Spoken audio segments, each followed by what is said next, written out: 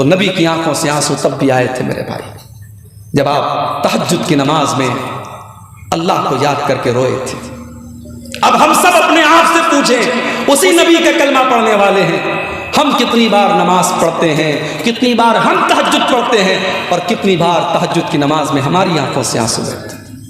میرے نوجوان ساتھیوں، ایک نسخہ بتا کے جا رہا ہوں، شاید آپ آج تک آپ نے نہ سنا۔ ہر نوجوان کا ایک ٹارگٹ ہوتا ہے، کوئی IAS آفیسر بننا چاہتا ہے، کوئی ڈاکٹر بننا چاہتا ہے، کوئی کچھ بننا چاہتا ہے۔ میں کہتا ہوں آؤ، تمہاری زندگی کے جو بھی ٹارگٹ ہیں، جو بھی ایمز ہیں، جو بھی گولز ہیں، جو بھی مقصد ہے، تم محنت کر رہے ہو، بہت اچھی بات ہے۔ ایک نسخہ بتا رہا ہوں، رات میں اٹھو، دنیا سو رہی ہے، اس وقت اٹھو، رات کے 2 بجے ومن سیئات اعمالنا من يهده الله فلا مضل له ومن يضلل فلا هادي له واشهد ان لا اله الا الله وحده لا شريك له واشهد ان محمدا عبده ورسوله يا أيها الذين آمنوا اتقوا الله حق تقاته ولا تموتن إلا وأنتم مسلمون يا أيها الناس اتقوا ربكم الذي خلقكم من نفس واحدة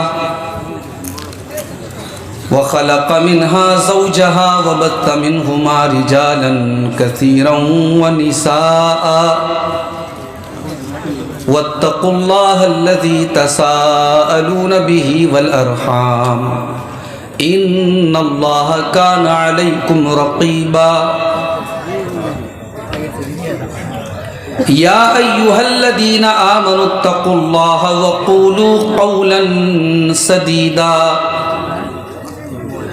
يصلح لكم أعمالكم ويغفر لكم ذنوبكم ومن يطع الله ورسوله فقد فاز فوزا عظيما أما بعد فإن خير الحديث كتاب الله وخير الهدي هدي محمد صلى الله عليه وسلم وشر الأمور محدثاتها وكل محدثة بدعة وكل بدعة ضلالة وكل ضلالة في النار أعوذ بالله من الشيطان الرجيم بسم الله الرحمن الرحيم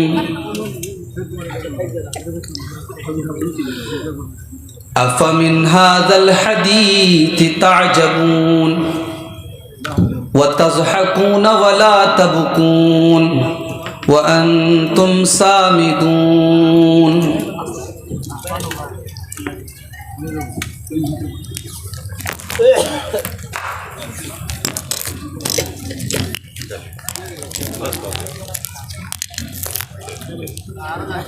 صدر محترم،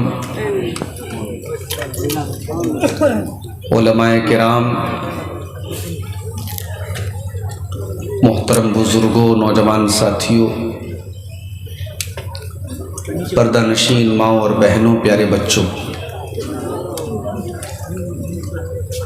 یہ میرے لیے بڑی خوشی اور سعادت کا موقع ہے کہ سیمانچل کے ایک موقر ادارے جامعہ دارالسلام ڈنگرا گھاٹ کے سالانہ پروگرام میں آپ کے سامنے حاضر ہونے کا موقع مل رہا ہے۔ کچھ وجوہات تھیں جن کی بنا پر مجھے آنے میں تھوڑی سی تاخیر ہو گئی، اور میں نے یہ سوچا کہ چونکہ سیمانچل میں عام طور سے پروگرام جلسے رات بھر چلتے ہیں تو میں اگر 12:30 بجے 12:30 بجے 1 بجے بھی پہنچوں گا تو کوئی مسئلہ نہیں ہوگا، لیکن یہاں آنے کے بعد مجھے لوگوں نے بتایا کہ یہاں کا پروگرام عام طور سے 1 بجے تک ختم ہو جاتا ہے۔ بہرحال جو ہونا تھا وہ ہوا۔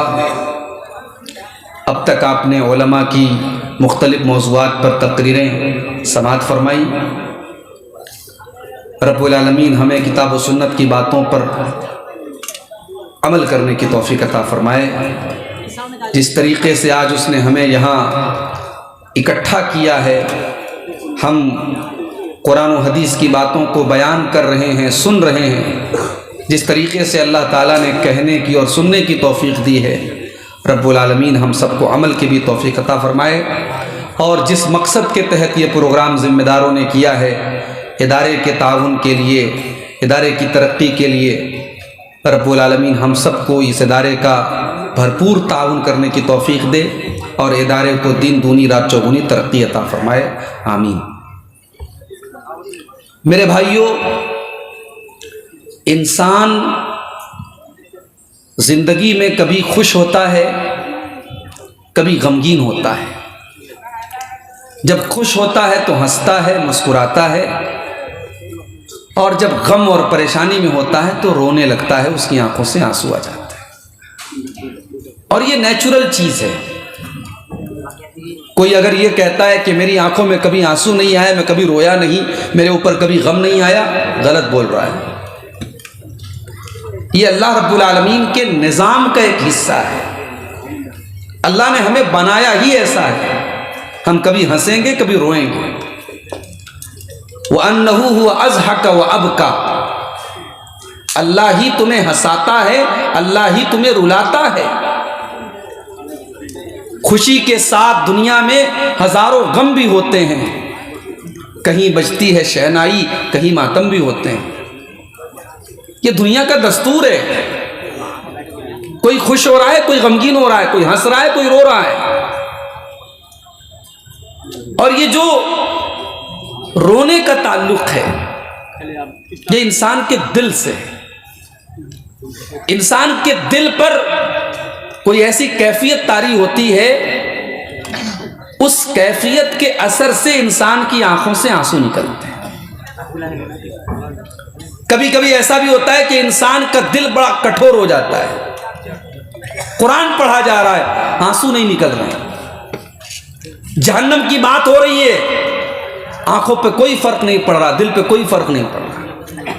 یہ کب ہوتا ہے؟ جب دل سخت ہو جاتا ہے۔ اللہ تعالیٰ نے قرآن کے پہلے پارے میں بنی اسرائیل کا ذکر کیا۔ بنی اسرائیل اللہ کی وہ مخلوق ہے، وہ قوم ہے جسے اللہ نے بہت ساری نعمتوں سے نوازا تھا، مگر یہ بڑی نافرمان، بڑی ڈھیٹ، بڑی جری قوم تھی، اللہ کی بڑی نافرمانی کرتی تھی۔ اللہ نے فرمایا ثم قست قلوبكم من بعد ذلك فهي كالحجارة او اشد قسوة، تمہارے دل پتھروں سے بھی زیادہ کٹھور ہو گئے، تمہارے دل پتھروں سے بھی زیادہ سخت ہو گئے۔ اے یہودیوں، اے بنی اسرائیل، تم اللہ کی نافرمانیاں کر کر کے، اللہ کو ناراض کر کر کے تم نے اپنے دلوں کو پتھروں سے بھی زیادہ سخت کر دیا۔ تو جب دل سخت ہوتا ہے تب آنسو نہیں نکلتے، قرآن سن کر کے آنسو نہیں نکلتے، رقت آمیز باتیں سن کر کے بھی آنسو نہیں نکلتے، اور جب دل نرم ہوتا ہے تو قرآن سن کر کے آنسو نکل آتا ہے۔ اللہ نے فرمایا سورہ مریم کے اندر اذا تلیت علیہم آیات الرحمن خروا، اذا تلیت علیہم آیات الرحمن خروا سجدا وبکیا، میرے نبیوں کے اوپر، میرے پیغمبروں کے اوپر، میرے رسولوں کے اوپر جب رحمان کی آیتیں پڑھی جاتی ہیں وہ اللہ کی بارگاہ میں سجدے میں گر جاتے ہیں اور ان کی آنکھوں سے آنسو بہنے لگتے ہیں، وہ رونے لگتے ہیں۔ تو قرآن سن کر کے انسان رونے لگتا ہے۔ یہ کب ہوتا ہے؟ جب انسان کا دل سافٹ ہوتا ہے، انسان کا دل نرم ہوتا ہے، اور دل سخت ہوتا ہے تو قرآن پڑھا جا رہا ہے، کوئی فرق نہیں پڑ رہا ہے.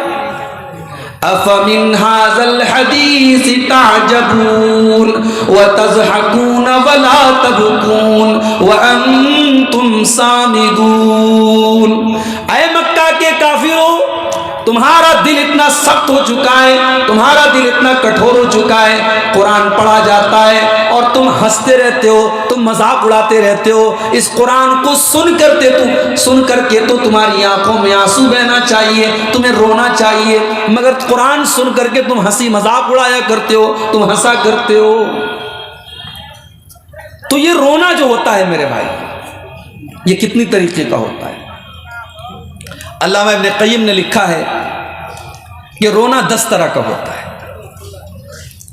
بھئی ہم تو سمجھتے ہیں انسان رو رہا ہے بس ایک طریقے سے رو رہا ہے، نہیں. علامہ ابن قیم لکھتے ہیں 10 طریقے کا رونا ہوتا ہے. نمبر 1، رحمت کا رونا.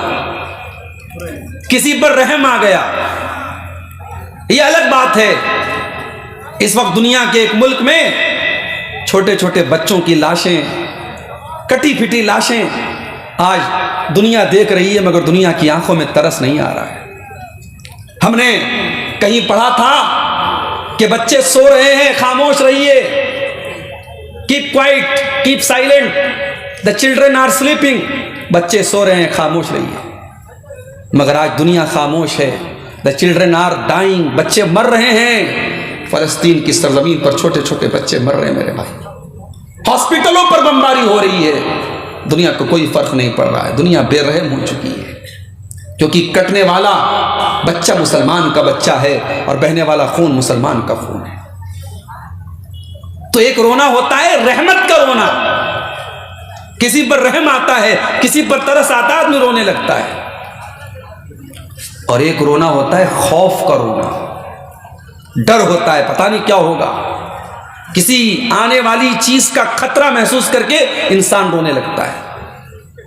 اور ایک محبت کا رونا ہوتا ہے. بچہ گھر سے جا رہا ہے، ماں رو رہی ہے. شوہر پردیس جا رہا ہے، بیوی رو رہی ہے. بیٹا جا رہا ہے، ماں رو رہی ہے. یہ رونا محبت کا رونا ہوتا ہے. ایک ہوتا ہے خوشی کا رونا. اور علامہ ابن قیم نے یہ بھی لکھا کہ خوشی کا جو رونا ہوتا ہے اس کا آنسو الگ ہوتا ہے، اور غم کا جو رونا ہوتا ہے اس کا آنسو الگ ہوتا ہے. غم اور تکلیف میں جب آدمی روتا ہے تو آنسو گرم ہوتا ہے، اور خوشی میں جب روتا ہے تو آنسو ٹھنڈا ہوتا ہے. اللہ اکبر. ابن قیم بھی کیا چیز تھے بھائی، اللہ اکبر، بہت بڑی چیز تھی. بھائی رونے پر کتنی تحقیق کر رہے ہیں. کہہ رہے خوشی کا رونا الگ ہے، غم کا رونا الگ ہے. اس کے بعد کہتے ہیں ایک رونا ہوتا ہے تکلیف برداشت کرنے کا رونا. کہیں بدن میں چوٹ لگی، اب انسان اس تکلیف کو برداشت کر رہا ہے، رو رہا ہے. ایک رونا ہوتا ہے غم کا رونا. کوئی مر گیا، کوئی ایکسیڈنٹ ہو گیا، کوئی حادثہ ہو گیا، کوئی نقصان ہو گیا، انسان رو رہا ہے. ایک رونا ہوتا ہے کمزوری کا رونا. انسان بوڑھا ہو گیا، 70-80 سال کا ہو گیا، اب بدن کمزور ہو گیا، اب ذرا سی بات پہ رونے لگتا ہے. یہ کمزوری کا رونا ہے. اور ایک رونا ہوتا ہے نفاق کا رونا، رونے کا ناٹک کرنا. جیسے یوسف علیہ السلام کے بھائی جب حضرت یوسف کو کنویں میں ڈال کے آتے ہیں تو اپنے باپ کے سامنے قرآن کہتا ہے فَجَاءُوا أَبَاهُمْ عِشَاءً يَبْكُونَ، اپنے باپ کے پاس روتے ہوئے آتے ہیں. یہ نقلی رونا تھا، یہ بناوٹی رونا تھا. اور ایک رونا ہوتا ہے کرائے کا رونا. عرب میں کیا کرتے تھے، کسی کے مرنے پر کچھ عورتوں کو بلا کے پیسہ دے کے ان کو رلاتے تھے، وہ کرائے کا رونا ہوتا تھا. اور ایک رونا ہوتا ہے موافقت کا رونا. کوئی رو رہا ہے، اس کو دیکھ کے ہم رونے لگے، یہ موافقت کا رونا. یہ 10 ٹائپ کا رونا ہوتا ہے. اللہ کو کون سا رونا پسند ہے؟ اللہ کو وہ رونا پسند ہے جو اللہ کے ڈر سے، اللہ کے خوف سے انسان کی آنکھوں سے آنسو بہے. اللہ کے پیارے حبیب فرماتے ہیں صلی اللہ علیہ وسلم، کل قیامت کا دن ہوگا، سورج 1 میل کی دوری پر ہوگا. اللہ رب العالمین اپنے کچھ خاص بندوں کو اپنے عرش کا سایہ دے گا. ان خاص بندوں میں ان اسپیشل بندوں میں ایک وہ انسان بھی ہوگا وَرَجُلٌ ذَكَرَ اللَّهَ خَالِيًا فَفَاضَتْ عَيْنَاهُ، جس نے تنہائی میں اکیلے میں اللہ کو یاد کیا ہوگا اور اس کی آنکھوں سے آنسو بہنے لگے ہوں گے، اکیلے میں اپنے گناہوں کو یاد کر کے اللہ کی بارگاہ میں وہ رویا ہوگا، اس کی آنکھوں سے آنسو بہ رہے ہوں گے۔ وہ آنسو اللہ کو بہت پسند ہیں، اللہ کو وہ آنسو بہت پسند ہے میرے بھائی۔ جس آنکھ سے اللہ کے خوف سے آنسو بہے، اس آنکھ کو اللہ تعالیٰ جہنم میں نہیں ڈالے گا۔ اللہ کے نبی فرماتے ہیں عینانی لا تمسہما النار، عین باتت تحرس فی سبیل اللہ وعین بکت من خشیت اللہ۔ دو آنکھیں ایسی ہیں، ان آنکھوں کو اللہ تعالیٰ جہنم میں نہیں ڈالے گا۔ ایک وہ آنکھ ہے جو اللہ کے راستے میں پہرے داری کرتی ہے، چوکی داری کرتی ہے، اور ایک دوسری آنکھ ہے جو اللہ کے خوف سے آنسو بہاتی ہے، جس میں سے اللہ کے خوف سے آنسو بہتا ہے۔ جس آنکھ سے اللہ کے خوف سے آنسو بہتا ہے، اس آنکھ کو اللہ تعالیٰ جہنم کی آگ میں نہیں ڈالے گا میرے بھائی۔ اب ایک سوال یہ ہے، کیا ہمارے نبی روتے تھے؟ جی ہاں، ہمارے نبی صلی اللہ علیہ وسلم بھی روتے تھے، کیونکہ آپ بشر تھے، آپ انسان تھے، آپ کے اوپر بھی مصیبتیں آئیں، تکلیفیں آئیں، ٹریجڈی آئی، اور جب آپ کے اوپر کوئی تکلیف آئی تو آپ روتے تھے، آپ کی آنکھوں سے بھی آنسو بہتے تھے۔ اچھا، آپ کے رونے کا انداز کیسا تھا؟ حضرت عبداللہ بن شخیر رضی اللہ تعالیٰ عنہ کہتے ہیں ایک مرتبہ میں آیا، اللہ کے پیارے حبیب صلی اللہ علیہ وسلم نماز پڑھ رہے تھے، اللہ کے حبیب نماز پڑھ رہے تھے اور اللہ کے رسول رو رہے تھے۔ حضرت عبداللہ کہتے ہیں میں نے دیکھا کہ اللہ کے نبی رو رہے ہیں، اور آپ کے رونے کا انداز کیسا تھا؟ وفی صدرہ عزیز کعزیز المرجل، جس طریقے سے چولہے پر ہانڈی رکھی ہو، چولہے کے اوپر کوئی برتن رکھا ہو اور برتن کے اندر کوئی چیز پک رہی ہو دھیرے دھیرے، جس طریقے سے اس ہانڈی کے پکنے کی آواز آتی ہے، اللہ کے پیارے حبیب کے سینے سے آواز آ رہی تھی۔ اللہ کے نبی نماز کی حالت میں رو رہے تھے اور آپ کے رونے سے اس طریقے کی آواز آ رہی تھی۔ تو آج کی تقریر میں میرے بھائیوں، ہم اللہ کے نبی کے سیرت سے کچھ واقعات آپ کے سامنے بیان کریں گے، کچھ ایسے مواقع آپ کے سامنے بیان کریں گے جب اللہ کے پیارے نبی صلی اللہ علیہ وسلم کی آنکھ سے آنسو بہے تھے۔ اور یہ واقعات بیان کرنے کا مقصد یہ ہے کہ ہمارے نبی تو ہم سب کے لیے نمونہ ہیں، آئیڈیل ہے، اسوہ حسنہ ہیں۔ ہم اپنے آپ کو پرکھ کر کے دیکھیں کہ جس موقع پر نبی کی آنکھ میں آنسو آئے تھے، ہماری آنکھ میں آنسو آتے ہیں کہ نہیں؟ اس موقع پر ہمیں ہماری آنکھوں کا کیا حال ہوتا ہے؟ ہم اپنا محاسبہ بھی انشاءاللہ کرنے کی کوشش کریں گے۔ آئیے دیکھتے ہیں، رمضان سن 2 ہجری، بدر کا میدان، مسلمانوں کی تعداد 313، دشمنوں کی تعداد 1000، 313 مسلمانوں کا مقابلہ 1000 کافروں سے ہے۔ اور اللہ کے پیارے نبی بدر کی لڑائی کے ایک دن پہلے جو رات گزرتی ہے، حضرت علی کہتے ہیں پوری رات اللہ کے نبی اللہ کی بارگاہ میں روتے رہے اور دعا کرتے رہے۔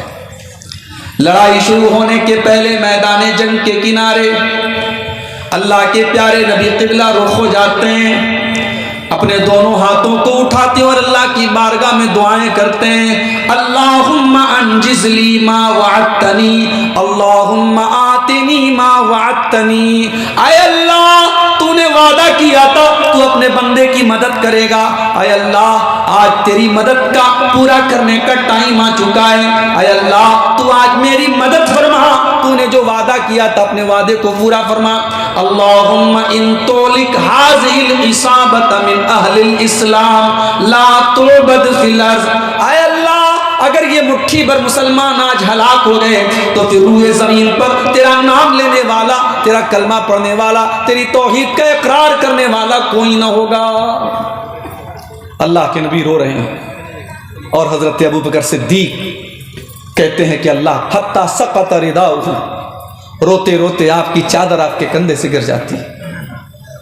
حضرت ابوبکر آگے بڑھتے ہیں، آپ کی چادر آپ کے کندھے پر ڈالتے ہیں اور آپ کو پیچھے سے چمٹ جاتے ہیں اور کہتے ہیں بس کیجئے اے اللہ کے رسول، کفا کا مناشدتک ربک، آپ کو آپ کا رب مایوس نہیں کرے گا۔ بہت دعا کر لیا آپ نے، بہت مانگ لیا آپ نے، بہت رو لیے آپ، اللہ ضرور آپ کی دعاؤں کو قبول کرے گا۔ اللہ نے اپنے نبی کی دعا کو قبول کیا اور بدر کے میدان میں 1000 فرشتوں کو اللہ نے نازل کیا۔ میرے پیارے ساتھیوں، یہ ایک موقع تھا جس موقع پر اللہ کے نبی کی آنکھوں سے آنسو آئے تھے۔ کیوں آنسو آئے تھے؟ کیوں روئے تھے آپ؟ کیونکہ اپنے 313 صحابہ کرام جو آپ کا کیپٹل تھے، آپ کا سرمایہ تھے، آپ کی پونجی تھے، جو پکے مسلمان تھے، اللہ کے نبی کو اپنے ان 313 صحابہ کی جان بہت عزیز تھی۔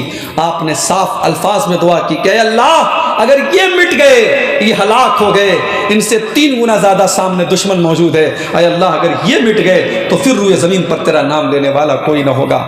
آج ہم دنیا میں کروڑوں کی تعداد میں ہیں، مگر ہماری کیا ویلیو ہے میرے بھائی؟ کیونکہ آج ہمارے ایمان کی کوئی ویلیو نہیں، ہمارے عقیدے کی کوئی ویلیو نہیں۔ آج کا مسلمان جہاں تہاں اپنا سر جھکا دیتا ہے، شرک کے اڈے قائم ہیں، بدکاری کے اڈے قائم ہیں، حرام خوری کے اڈے قائم ہیں۔ آج کا مسلمان ہزاروں ایسے کام کرتا ہے جو اللہ کو ناراض کرنے والے ہیں۔ میرے بھائیوں، ہم تعداد میں کروڑوں ہیں، مگر آج ہم ان 313 کے جیسے نہیں ہیں جن 313 کے بچانے کے لیے اللہ کے نبی اللہ کے بارگاہ میں رو رہے ہیں اور دعائیں کر رہے ہیں اور آنسو بہا رہے ہیں۔ اور آگے بڑھیے، ایک اور موقع پر اللہ کے نبی کی آنکھوں سے آنسو آئے تھے۔ حضرت عائشہ فرماتی ہیں، رات کا وقت تھا، تہجد کا ٹائم تھا، اللہ کے پیارے نبی نے اپنی پیاری بیوی اور ہم سب کی پیاری ماں حضرت عائشہ سے کہا کہ عائشہ ذرینی اتعبد لربی، اے عائشہ میں اس ٹائم اپنے رب کی عبادت کرنے کے لیے جانا چاہتا ہوں، اے عائشہ مجھے جانے دو۔ محبت دیکھیے میاں بیوی کی۔ اگر اللہ کے پیارے نبی کو تہجد کی نماز پڑھنے جانا ہے، آپ کو حضرت عائشہ سے اجازت لینے کی کوئی ضرورت نہیں ہے، کوئی ایسا مسئلہ نہیں ہے، یہ محبت ہے، یہ میاں بیوی کے درمیان کا تعلق ہے۔ اللہ کے رسول کہہ رہے عائشہ میں اپنے رب کی عبادت کرنے جانا چاہتا ہوں، مجھے جانے دو۔ حضرت عائشہ فرماتی ہیں، انی احب قربک و احب ما یسرک، اے اللہ کے پیارے نبی میں تو چاہتی ہوں کہ آپ میرے قریب رہیں، میرے پاس رہیں، لیکن میں یہ بھی چاہتی ہوں کہ جو اللہ تعالیٰ آپ پسند کرتے ہیں، جو چیز آپ کو پسند ہے، آپ کی جس چیز میں خوشی ہے اس میں میری بھی خوشی ہے۔ اگر آپ تہجد پڑھنے جانا چاہتے ہیں مجھے کوئی اعتراض نہیں ہے۔ فقام فتطہر فصلی، پھر اللہ کے نبی کھڑے ہوتے ہیں، جا کر کے وضو کرتے ہیں اور آپ تہجد کی نماز پڑھتے ہیں، اور تہجد کی نماز پڑھنے کے بعد اللہ کے نبی رونے لگتے ہیں۔ فبکا، آپ رونے لگتے ہیں، اتنا روتے ہیں حتی بل حجرہ، آپ کے کپڑے کا دامن آنسوؤں سے بھیگ جاتا ہے۔ ہمارا نوجوان آج رات کے 2 بجے موبائل پر کیا دیکھ رہا ہے، کس سے باتیں کر رہا ہے، اس کی آنکھیں کیا دیکھ رہی ہیں، بتانے کی ضرورت نہیں ہے میرے بھائی۔ سماج کہاں تک جا چکا ہے، اب یہ 4G کا نہیں 5G کا زمانہ ہے۔ حالات پر آپ کی بہت اچھی نظر ہے، مجھے بہت زیادہ کہنے کی ضرورت نہیں ہے۔ وہ نوجوان آج کہاں ہیں جو رات میں تہجد کے ٹائم اٹھ کر کے اللہ کو یاد کرتے ہو؟ ایسے نوجوان جس سماج میں پیدا ہو جائیں، اس سماج کی کایا کلپ ہو جائے، اس سماج کی حالت بدل جائے میرے بھائی۔ اللہ کے کچھ بندے ایسے بھی ہوتے ہیں جو رات میں اپنے بستروں سے الگ ہو کر کے اللہ کی بارگاہ میں تہجد کی نماز پڑھتے ہیں۔ ایسے بندوں کا ذکر اللہ نے قرآن میں کیا، تتجافا جنوبهم عن المضاجع يدعون ربهم خوفا وطمعا ومما رزقناهم ينفقون۔ میرے کچھ بندے ایسے بھی ہوتے ہیں، ان کے پہلو ان کے بستروں سے الگ ہوتے ہیں، وہ رات میں اٹھ کر کے اللہ کی بارگاہ میں تہجد پڑھتے ہیں، وہ سجدہ کرتے ہیں، وہ قیام کرتے ہیں، وہ راتوں میں اٹھ کر کے قیام اللیل کرتے ہیں۔ اللہ کے پیارے نبی تہجد کی نماز پڑھ رہے ہیں، اور تہجد کی نماز پڑھ کے اللہ کے نبی رو رہے ہیں، اور اتنا روتے ہیں حتی بل حجرہ، آپ کے کرتے کا دامن آنسوؤں سے بھیگ جاتا ہے۔ پھر آپ روتے ہیں اور پھر حدیث کے الفاظ ہیں، صحیح ابن حبان کی صحیح روایت ہے، پھر آپ اتنا روتے ہیں حتی بلت لحیتہ، آپ کی پوری داڑھی آنسوؤں سے تر ہو جاتی ہے، پھر آپ روتے ہیں، اتنا روتے ہیں حتی بلت الارض، یہاں تک کہ زمین آپ کے آنسوؤں سے بھیگ جاتی ہے۔ اس کے بعد فجر کا ٹائم ہو جاتا ہے، حضرت بلال آتے ہیں، اے اللہ کے نبی آپ رو رہے ہیں اور آپ اتنا رو رہے ہیں، آپ کی داڑھی آنسوؤں سے بھیگی ہوئی ہے، آپ کے کرتے کا دامن آنسوؤں سے بھیگا ہوا ہے، اے اللہ کے نبی آپ اتنا کیوں رو رہے ہیں؟ آپ تو اللہ کے آخری نبی ہیں، آپ تو بخشے بخشائے ہیں، آپ تو مغفور لہو ہیں، اے اللہ کے نبی آپ کو اتنا رونے کی اور اللہ کی بارگاہ میں اتنا گر گرانے کی کیا ضرورت ہے؟ اللہ کے نبی فرماتے ہیں افلا اکون عبدا شکورا، اے بلال اگر اللہ نے مجھے اپنا آخری نبی بنایا ہے اور اللہ نے مجھے یہ مقام دیا ہے، اے بلال کیا میں اپنے رب کا شکر گزار بندہ نہ بنوں؟ اے بلال کیا میں اپنے رب کا شکریہ ادا نہ کروں؟ اس کے بعد آپ نے فرمایا اے بلال وقد نزلت علی اللیلۃ آیات، اے بلال آج کی رات میرے اوپر کچھ آیتیں نازل ہوئی ہیں، ویل لمن قرأها ولم يتدبرها، جو آدمی ان آیتوں کو پڑھے اور ان آیتوں کے اندر غور نہ کرے، ان آیتوں کے اندر عبرت حاصل نہ کرے، اے بلال اس انسان کے لیے میں بد دعا کر رہا ہوں وہ برباد ہو جائے، اس کے لیے ویل ہے، تباہی ہے کہ ان آیتوں کو پڑھنے کے بعد ان کے اوپر غور نہ کرے۔ کون سی آیتیں تھیں؟ قرآن کے 3 پارے کی آیتیں تھیں، سورہ آل عمران کی آیتیں تھیں۔ اللہ نے فرمایا ان فی خلق السماوات والارض واختلاف اللیل والنہار لآیات لأولی الالباب، بے شک آسمانوں اور زمین کی پیدائش میں اور رات اور دن کے آنے جانے میں عقل مندوں کے لیے نشانیاں ہیں، الذین یذکرون اللہ قیاما وقعودا وعلی جنوبہم، عقل مند کون ہیں؟ جو کھڑے ہو کر کے اللہ کو یاد کرتے ہیں، جو بیٹھ کر کے اللہ کو یاد کرتے ہیں، جو لیٹ کر کے اللہ کو یاد کرتے ہیں، وَيَتَفَكَّرُونَ فِي خَلْقِ السَّمَاوَاتِ وَالْأَرْضِ، اور جو آسمانوں اور زمین کی پیدائش کے اوپر غور کرتے ہیں، اور جب غور کرتے ہیں تو اس نتیجے پر پہنچتے ہیں رَبَّنَا مَا خَلَقْتَ هَذَا بَاطِلًا، اے ہمارے پروردگار تو نے اس کائنات کو بیکار نہیں بنایا ہے، سبحانک فقنا عذاب النار، اے اللہ تو پاک ہے، اے اللہ تو ہم کو جہنم کے عذاب سے بچا لے۔ یہ وہ لوگ دعا کرتے ہیں جو عقل مند ہوتے ہیں، جو جینیس ہوتے ہیں، جو بدھی مان ہوتے ہیں۔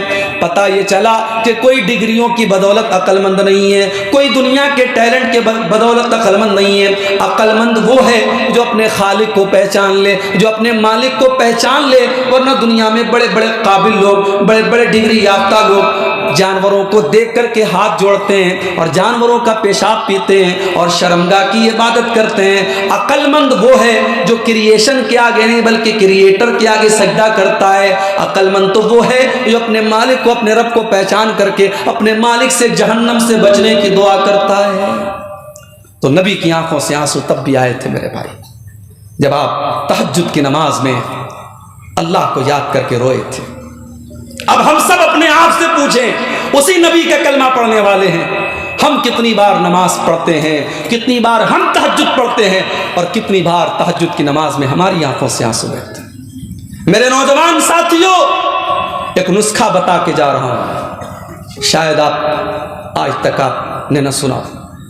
ہر نوجوان کا ایک ٹارگٹ ہوتا ہے، کوئی IAS آفیسر بننا چاہتا ہے، کوئی ڈاکٹر بننا چاہتا ہے، کوئی کچھ بننا چاہتا ہے۔ میں کہتا ہوں آؤ، تمہاری زندگی کے جو بھی ٹارگٹ ہیں، جو بھی ایمز ہیں، جو بھی گولز ہیں، جو بھی مقصد ہے، تم محنت کر رہے ہو، بہت اچھی بات ہے۔ ایک نسخہ بتا رہا ہوں، رات میں اٹھو، دنیا سو رہی ہے، اس وقت اٹھو، رات کے 2 بجے 3 بجے، فجر کی نماز کے 1 گھنٹہ 1.5 گھنٹہ پہلے اٹھو، وضو کرو، 8 رکعت نماز پڑھو، تہجد کی نماز پڑھو، پھر اللہ کے سامنے اپنی جھولی پھیلا دو کہ اے اللہ میری زندگی کا یہ مقصد ہے، اللہ مجھے میرے مقصد میں کامیاب کر دے۔ میں پورے یقین کے ساتھ کہتا ہوں میرے بھائیوں، یہ وہ وقت ہے جب رب العالمین خود آپ کی دعاؤں کو قبول کرنے کے لیے آواز دیتا ہے۔ یہ وہ ٹائم ہے جب اللہ خود آسمان دنیا پر نازل ہوتا ہے اور آواز دیتا ہے کہ مانگو میں دوں گا میرے بندو، مجھ سے سوال کرو میں تمہارے سوال کو قبول کروں گا۔ اپنے مقصد کو پورا کرنا ہے میرے بھائیوں، اس اللہ سے مانگو جس کے در سے کوئی خالی ہاتھ نہیں لوٹتا ہے۔ دنیا والوں سے کیا مانگنا، دنیا والے تو آپ کو ٹھکرا بھی سکتے ہیں، دے بھی سکتے ہیں۔ اس اللہ سے مانگو جس کے در پہ مانگنے والا کبھی مایوس نہیں ہوتا ہے، جس کے در پہ مانگنے والا کبھی بد نصیب نہیں ہوتا ہے۔ میرے پیارے ساتھیوں، نبی اکرم نے ہمیں یہ سبق دیا کہ تہجد کی نماز پڑھی جائے اور تہجد کی نماز کے وقت اللہ کو یاد کر کے آنکھوں سے آنسو آ جائیں۔ یہ میرے نبی کا شیوا تھا، یہ میرے نبی کی عادت تھی۔ اور آگے بڑھیے، ایک اور موقع پر اللہ کے نبی کی آنکھوں سے آنسو آئے تھے۔ بخاری کے الفاظ ہیں، مسلم کے الفاظ ہیں، اللہ کے پیارے نبی صلی اللہ علیہ وسلم اپنے صحابی حضرت عبداللہ بن مسعود سے کہتے ہیں، اے عبداللہ اقرا علی القرآن، اے عبداللہ تم مجھے قرآن پڑھ کر کے سناؤ۔ حضرت عبداللہ بن مسعود قرآن کے بہت اچھے قاری تھے۔ آج ہمارے یہاں بچوں کی تعریف ہوتی ہے، صاحب ہمارا بچہ تو بڑا قابل ہے۔ کیا قابلیت ہے بھائی؟ ہمارا بچہ کرکٹ بہت اچھی کھیلتا ہے، ہماری بیٹی بہت قابل ہے۔ کیا قابلیت ہے؟ ہماری بیٹی ڈانس بہت اچھا کرتی ہے، ہماری بیٹی گانا بہت اچھا گاتی ہے۔ میرے بھائیوں، ہماری زبان سے کب یہ لفظ نکلے گا ہمارا بچہ قرآن بہت اچھا پڑھتا ہے؟ ابھی فلسطین کا ایک ویڈیو ہم نے دیکھا، پیچھے بلڈنگ کا ملبہ ہے، پیچھے مکانات ٹوٹے پڑے ہیں اور ایک معصوم بچہ 7-8 سال کا اسی مکان کے ملبے پر بیٹھ کر کے قرآن پڑھ رہا ہے۔ اللہ کی قسم، امام حرم اور مسجد نبوی میں قرآن پڑھنے والے کی جو اس کا جو مقام ہے اور ان کا جو درجہ ہے وہ اپنی جگہ ہے، مگر ان حالات میں اور اس ملبے کے آگے بیٹھ کر کے وہ بچہ جس طریقے سے قرآن پڑھ رہا ہے، میرے بھائیوں اس بچے کی قرآن کی تلاوت سن کر کے دل خوش ہو جاتا ہے۔ میرے بھائیوں، قرآن کا پڑھنا اور قرآن کا پڑھانا دنیا کا سب سے عظیم کام ہے۔ کبھی بھی قرآن پڑھنے والوں کو اور قرآن پڑھانے والوں کو کبھی حقیر مت جانو۔ اللہ کے پیارے نبی فرماتے ہیں، خیرکم من تعلم القرآن وعلمہ، تم میں سب سے بہترین انسان وہ ہے جو قرآن کو پڑھتا ہے، قرآن کو پڑھاتا ہے۔ حضرت عبداللہ بن مسعود قرآن کے بہت اچھے قاری تھے، اتنا اچھا قرآن پڑھتے تھے کہ اللہ کے نبی فرماتے ہیں اگر کسی کو قرآن ایسا سننا ہو جیسے قرآن ابھی تازہ تازہ اترا ہے، بالکل تازہ تازہ قرآن سننا ہو، وہ عبداللہ بن مسعود سے قرآن سن لے۔ تو آپ نے فرمایا کہ اے عبداللہ چلو تم مجھے قرآن پڑھ کے سناؤ۔ حضرت عبداللہ نے فرمایا، اقرأ علیک وعلیک انزل، اے اللہ کے نبی میں آپ کو قرآن کیسے پڑھ کے سناؤں؟ یہ قرآن تو آپ ہی کے اوپر اترا ہے، آپ تو خود صاحب قرآن ہیں۔ اے اللہ کے نبی آپ تو دن رات قرآن پڑھتے رہتے ہیں، میں آپ کو قرآن کیسے پڑھ کے سناؤں؟ آپ نے فرمایا، انی ارید ان اسمعہ من غیری، اے عبداللہ آج میں دوسرے کے منہ سے قرآن سننا چاہتا ہوں۔ او لوگو، تمہارا نبی تو قرآن سننے کی تمنا کر رہا ہے، تمہارے نبی تو قرآن سننے کی خواہش کر رہے ہیں۔ اور میرے نوجوان ساتھیوں، تم تو کانوں میں ایئر بڈس لگا کر کے اور ہیڈ فون لگا کر کے تم تو میوزک سن رہے ہو، تم تو گانے سن رہے ہو، تم تو کار چلانے کے ٹائم بھی گانے سن رہے ہو، تم تو بائک چلانے کے ٹائم بھی گانے سن رہے ہو۔ اللہ نہ کرے بائک کا حادثہ ہو جائے، کار کا ایکسیڈنٹ ہو جائے اور اسی حالت میں نوجوان کی موت ہو جائے۔ اللہ کے نبی فرماتے ہیں، ان العبد یبعث علی ما مات علیہ، بندہ جس حال میں مرے گا اسی حال میں قیامت کے دن اٹھایا جائے گا۔ جو گانا سن رہا ہے، جو میوزک سن رہا ہے، جو کانوں میں لگا کر کے بالی ووڈ کے سانگ سن رہا ہے، اسی حالت میں کل قیامت کے دن اٹھایا جائے گا۔ وہ قیامت کے دن بھی گانا سنتے ہوئے اور میوزک سنتے ہوئے اٹھے گا۔ اور بے غیرت کہتا ہے کہ میرے دل کو سکون ملتا ہے، کہتا ہے میوزک سن کر کے میرے دل کو سکون ملتا ہے۔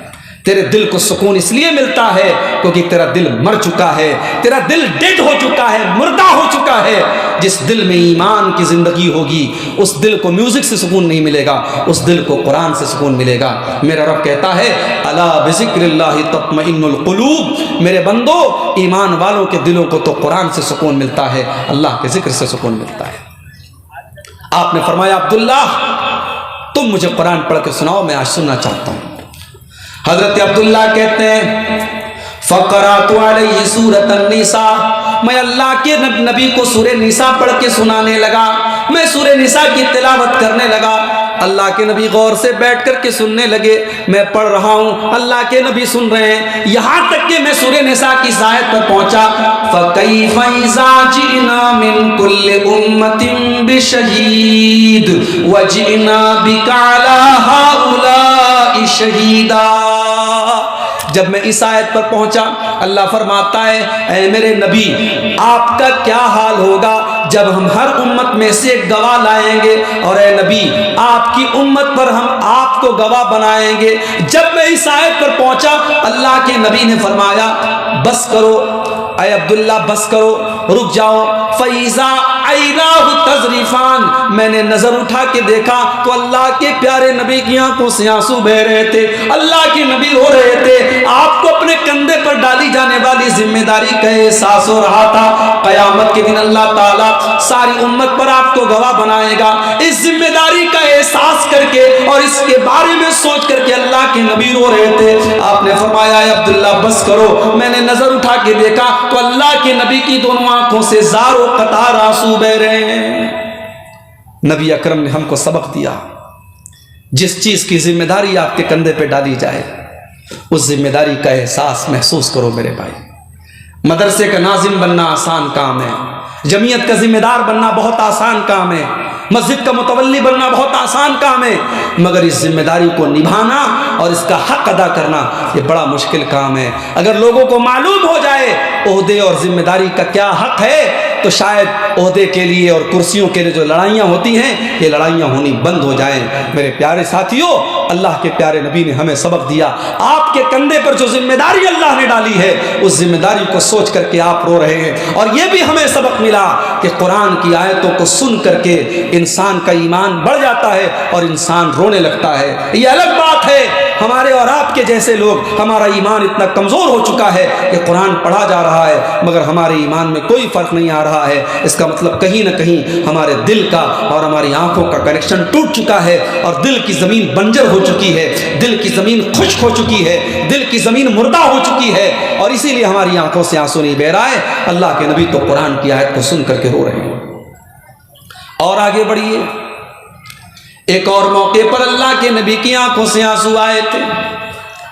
آپ نے اپنی ماں کا سایہ 6 سال کی عمر میں آپ نے کھو دیا۔ آپ پیدا ہوئے تو باپ نہیں تھے، اور 6 سال کی آپ کی عمر تھی، آپ کی ماں کا انتقال ہو چکا تھا۔ باپ کو تو آپ نے پایا ہی نہیں، باپ کیا ہوتا ہے آپ نے دیکھا ہی نہیں، اور ماں کی ممتا بھی آپ نے 6 سال کی عمر میں کھو دیا۔ میرے بھائیوں، ظاہر ہے میرے نبی سے زیادہ یتیم کا درد کون سمجھ سکتا ہے، اسی لیے آپ نے یتیموں کے حق بیان کیے تھے، یتیموں کی پرورش کرنے والوں کو آپ نے جنت کی خوشخبری سنائی ہے۔ آپ نے فرمایا انا وکافل الیتیم کہاتین، آپ نے 2 انگلیوں سے اشارہ کر کے فرمایا کہ یتیم کی پرورش کرنے والا جنت میں میرے ساتھ جائے گا، جیسے یہ دونوں انگلیاں ایک دوسرے کے ساتھ جڑی ہوئی ہیں، یتیم کی پرورش کرنے والا بھی جنت میں میرے ساتھ رہے گا۔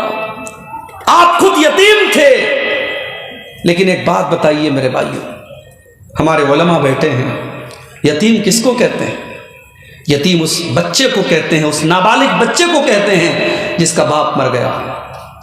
انسان جب بالغ ہو گیا، جوان ہو گیا، اب وہ یتیم نہیں رہ گیا، یتیم تب تک ہے جب تک وہ نابالغ ہے۔ لیکن میرے نبی اپنے ماں باپ کی کمی کو ہمیشہ محسوس کرتے تھے۔ ایک مرتبہ صحابہ کرام کے ساتھ اس علاقے سے گزرتے ہیں جہاں آپ کی ماں کی قبر ہے۔ ماں کی قبر کو آپ نے دیکھا، 6 سال کی عمر میں آپ نے ماں کو کھویا تھا، وہ صدمہ آپ کو یاد آیا، ماں کی ممتا یاد آئی، ماں کا پیار یاد آیا، اور ماں کو کھونے کا احساس آپ کو ہوا۔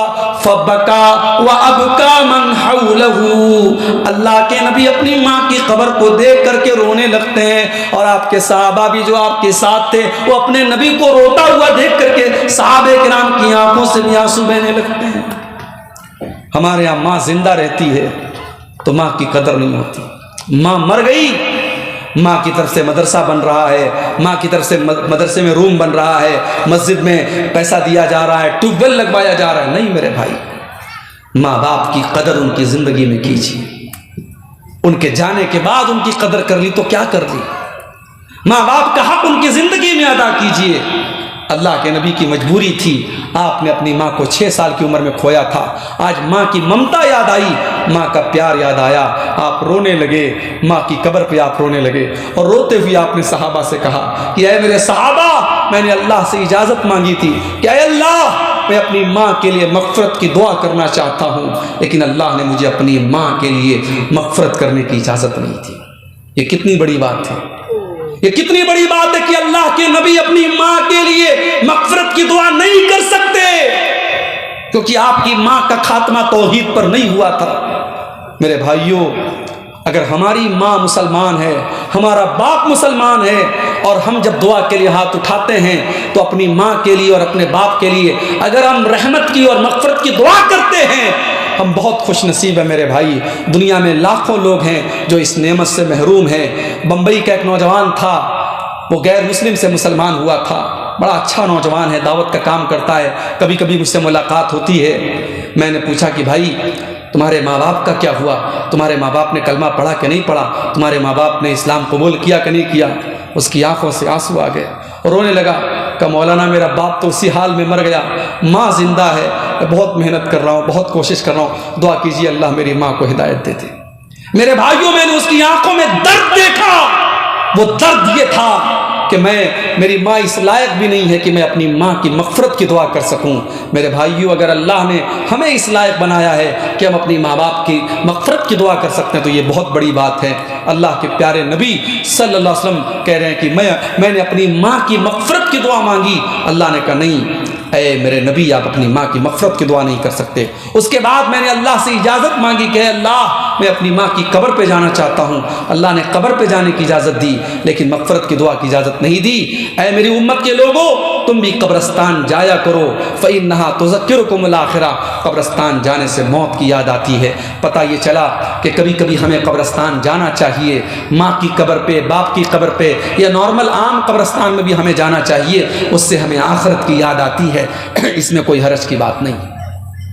تو اللہ کے نبی کی آنکھوں میں اس موقع پر بھی آنسو آئے تھے. اور آگے بڑھیے، 1-2 واقعات اور سنا کے ہم بات ختم کریں گے.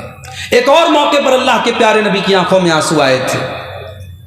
یہ ابن ماجہ کی صحیح روایت ہے. ایک انصاری صحابی کا جنازہ ہے.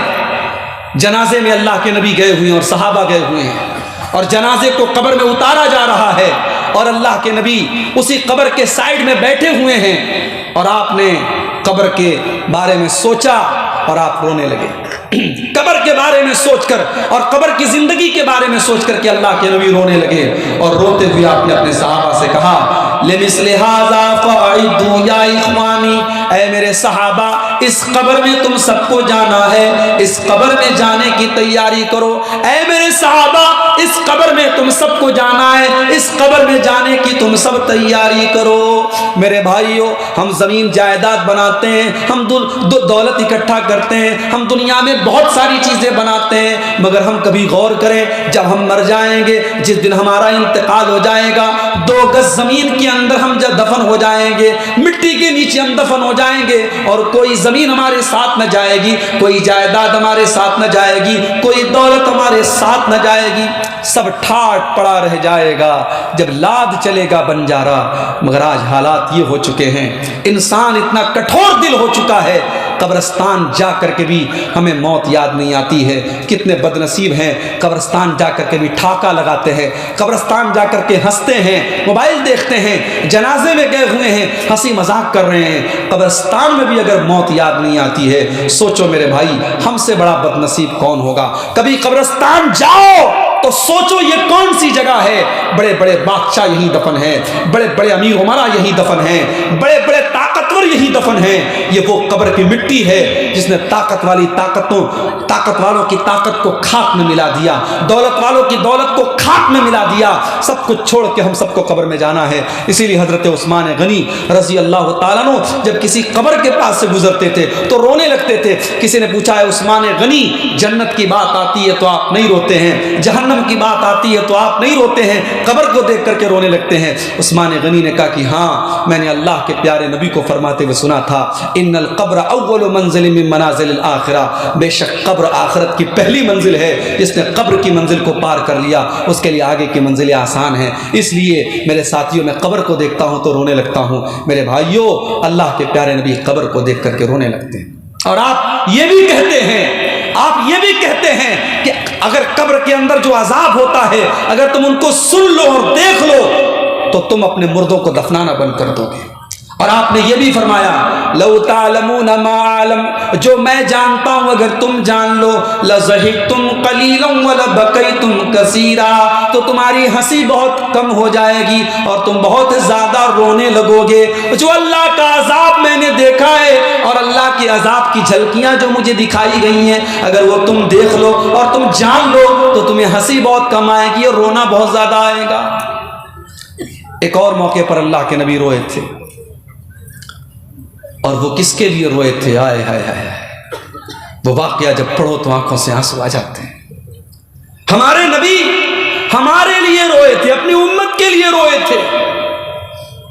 صحیح مسلم کی روایت ہے، اللہ کے پیارے نبی صلی اللہ علیہ وسلم قرآن پڑھ رہے تھے، اور قرآن کی تلاوت کے دوران آپ نے حضرت عیسیٰ علیہ السلام کی اس دعا کو پڑھا۔ عیسیٰ علیہ السلام اللہ سے دعا کرتے ہیں، ان تعذبهم فإنهم عبادك وإن تغفر لهم فإنك أنت العزيز الحكيم۔ اے اللہ، یہ تو تیرے بندے ہیں، اگر تو معاف کر دے تو تیرے بندے ہیں، اور تو عذاب دے دے تو اے اللہ تیرا حساب لینے والا کون ہے؟ تو طاقت والا ہے، تو حکمت والا ہے۔ اس کے بعد اللہ کے نبی نے سورہ ابراہیم کی اس آیت کو پڑھا۔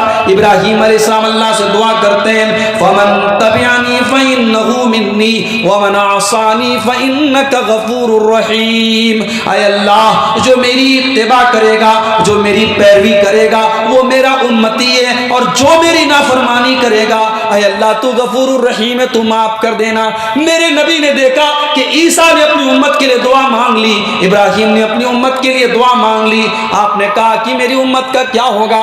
آپ نے دونوں ہاتھوں کو اٹھایا اور آپ رو رو کے کہنے لگے، اللہم امتی، اللہم امتی، اے اللہ میری امت کا کیا ہوگا؟ اے اللہ میری امت کا کیا ہوگا؟ اللہ تعالیٰ نے جبریل کو بھیجا، اے جبریل جاؤ پوچھو میرے نبی سے کیوں رو رہے ہو؟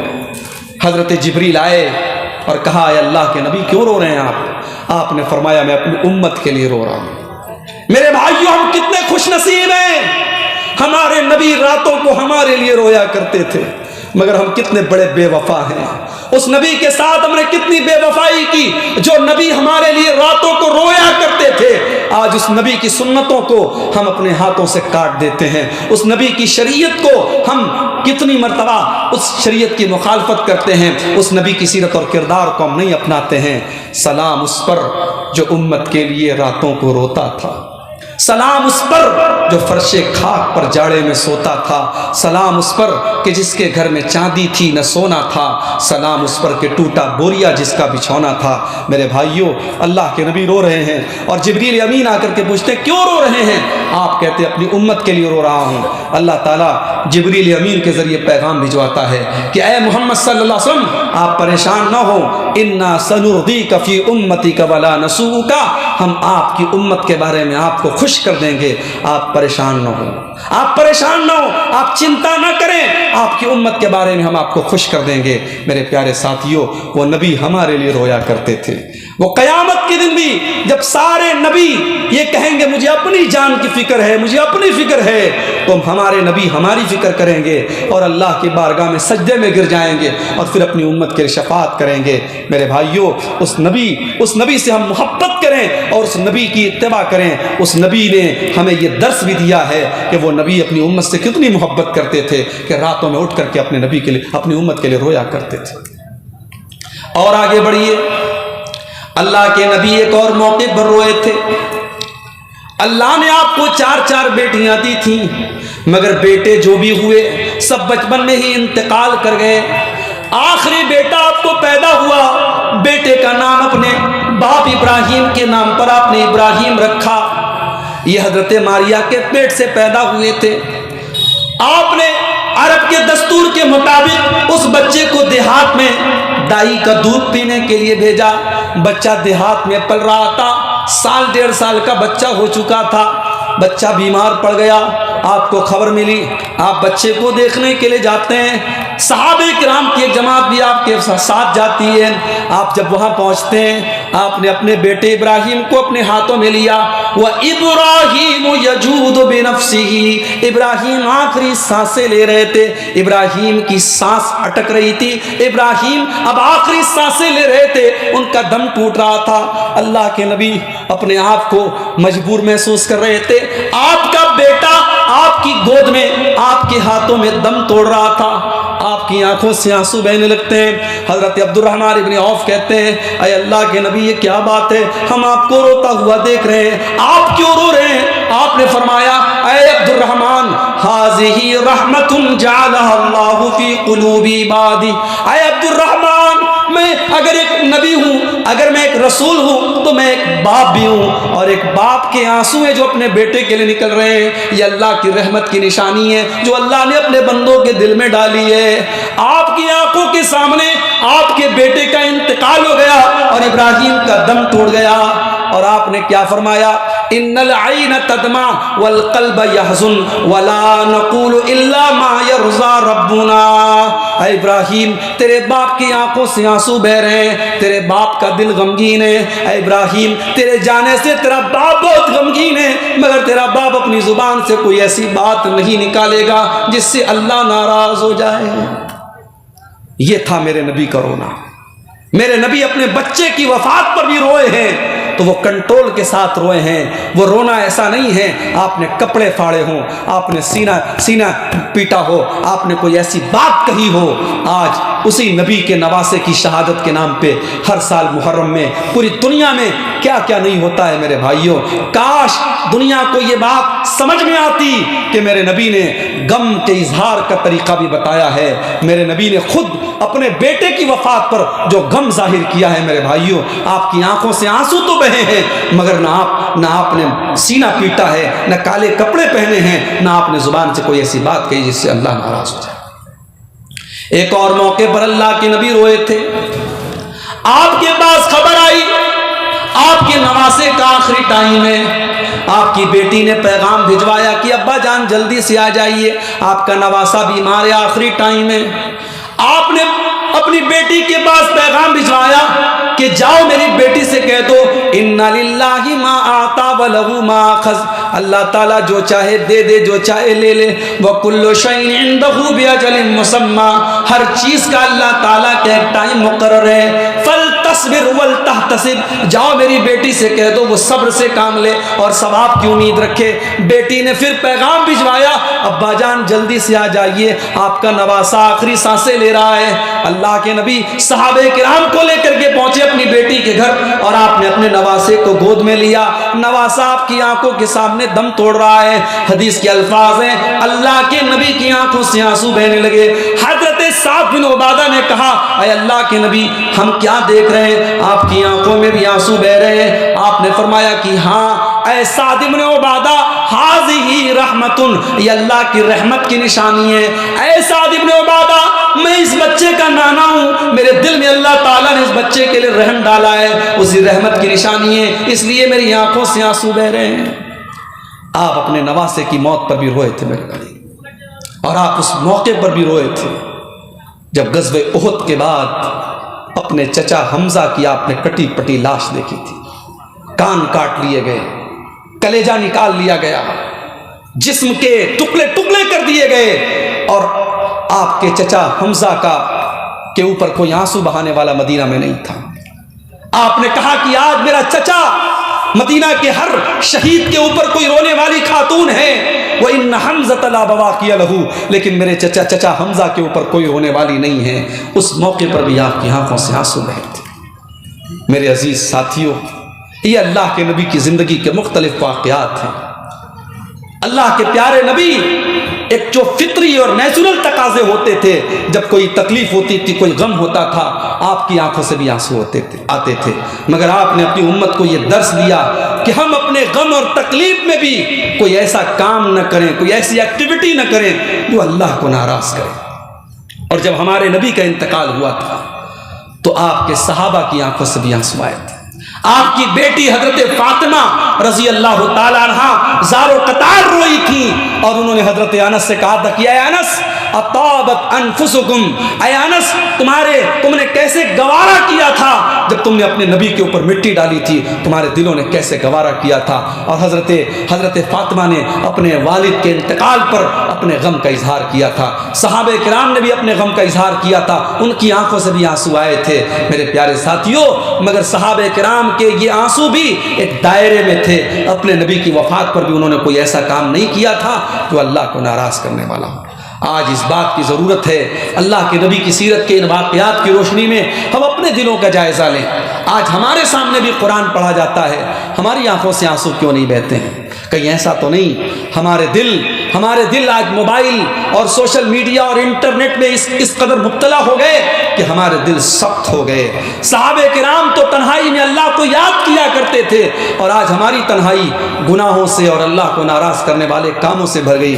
میرے عزیز ساتھیوں، آپ اپنے موبائل پر اور اپنے انٹرنیٹ کے ذریعے آپ نے جو دیکھا ہے، جو سنا ہے، قرآن کہتا ہے ان السمع والبصر والفؤاد كل اولئک کان عنہ مسئولا۔ آپ نے کانوں سے جو سنا ہے، آنکھوں سے جو دیکھا ہے، اور دل اور دماغ میں جو خیال پالے ہیں، ان کا حساب اللہ تعالیٰ کیا ہوگا۔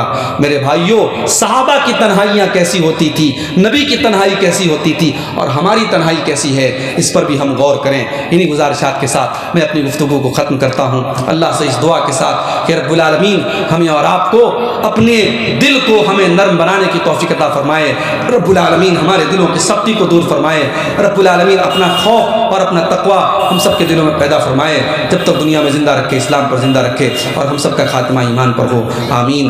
ربنا تقبل منا انک انت السمیع العلیم وتب علینا انک انت التواب الرحیم، وصلی اللہ تعالی علی نبینا محمد وآلہ وصحبہ اجمعین، والسلام علیکم۔ اس کو جو دینا ہوگا دے گا، نہیں سمجھا؟ چندہ کرنے کی شک عادت نہیں، پھر بھی ہم بول دیتے ہیں۔ آپ حضرات جاتے جاتے ادارے کا تعاون کرتے ہوئے جائیں۔ آپ جانتے ہیں، یہ بتانے کی ضرورت نہیں ہے کہ جلسہ چندے ہی کے لیے ہوتا ہے، جو بھی آپ لوگوں کی جیب میں ہے خالی کرتے ہوئے نکل جائیں، تاکہ ہمارے شیخ عبداللہ مدنی صاحب جنہوں نے اس مجلس کو سجایا ہے، ان کے دل کو تسکین پہنچے اور ان کے ادارے کا کام بھی چلے۔ اللہ تعالی ہم سب کو اس کی توفیق عطا فرمائے۔ کیا بولیں گے بنگلہ میں؟ کان کرتے جاتے ہیں۔